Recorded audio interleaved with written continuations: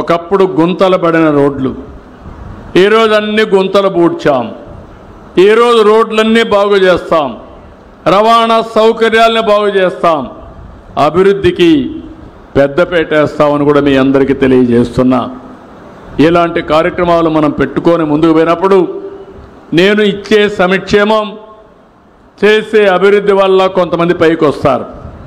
అదే సమయంలో నేను ఒక పిలిపిచ్చాను, P4 అని.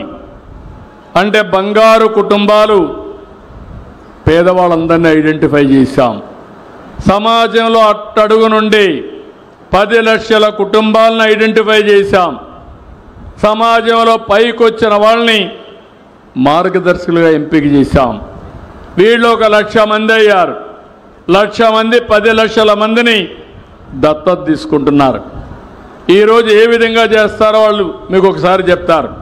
నేను ఎందుకంటే సమాజాన్ని అభివృద్ధి చేయడం, పేదరికాన్ని నిర్మూలించడం నా ఒక్కరి బాధ్యతే కాదు. సమాజం వల్ల పైకి వచ్చిన ప్రతి ఒక్క వ్యక్తి కింది వాళ్ళను కూడా పైకి తీసుకొచ్చే బాధ్యత తీసుకోవాలి. అలాంటి కార్యక్రమానికి శ్రీకారం చుట్టాం. ఇది దేశంలో మొట్టమొదటిది. ఇది జరిగితే ఆర్థిక అసమానతలు తగ్గించి మెరుగైన జీవన ప్రమాణాలు మీకు ఇవ్వడానికి ఉపయోగపడుతుంది. నా ఆశయం ఒకటి, 2047, ఇప్పుడు 25లో ఉన్నాం.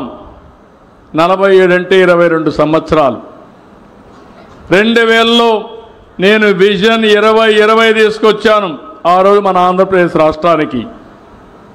ఈరోజు హైదరాబాద్ దానికి నమూనా, దానికి సాక్షి.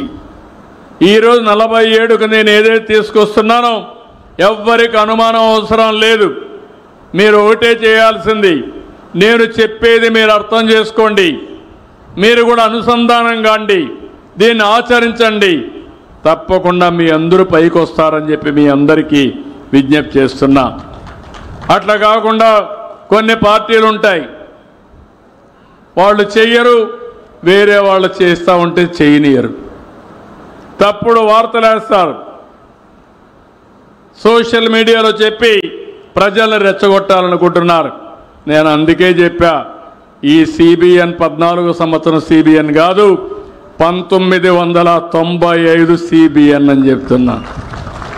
ఎవరికైనా డౌట్ ఉంటే ఒకసారి పాత చరిత్రకి వెళ్తే, ఎవరైనా కానీ law and order problem create చేయాలంటే అదే చివరి రోజు. మా ఆడబిడ్డల జోలుకొస్తే కబద్దార్ జాగ్రత్తగా ఉండండి. ఒకవేళ గంజాయి మత్తుంటే గంజాయి మత్తు వదిలిస్తా, రాజకీయ ముసుగుంటే ముసుగు తొలగిస్తా, రౌడీల్ని రౌడీలుగానే చూస్తానని చెప్పి మరొకసారి హెచ్చరిస్తున్నా. స్వేచ్ఛ, రక్షణ, మా ఆడబిడ్డలు ఫ్రీగా తిరిగే రోజు వస్తే దానికంటే మించిన ఆనందం ఇంకోటి ఉండదు. దీనికి అందరినీ సహకరించమంటున్నా.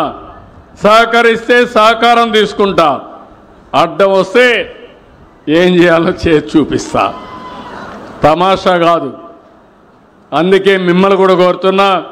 ఈరోజు నేను చూసినప్పుడు అనిపిస్తుంది, నేను వచ్చినప్పటి నుంచి చూస్తున్న 2 గంటల 17 నిమిషాలు అయింది, అయినా ఒక్కరు కదలలేదంటే దీన్ని చూసిన తర్వాత నా మీద, ఈ ప్రభుత్వం పైన మీకు విశ్వాసం ఉంది. ఈ విశ్వాసాన్ని కొనసాగించండి. మీరే చూస్తారు ఏం చేయబోతున్నామో. ఎందుకంటే మీరందరూ ఆశీర్వదిస్తే అదే నాకు బలం. మీరందరూ ఓట్లేశారు. నేను మా మిత్రుడు పవన్ కళ్యాణ్ ఇద్దరం కలిసి పోటీ చేశాం. బీజేపీ కలిసి వచ్చింది. 3 పార్టీలు, డబల్ ఇంజన్ సర్కార్, డబల్ డిజిట్ గ్రోత్ వచ్చింది.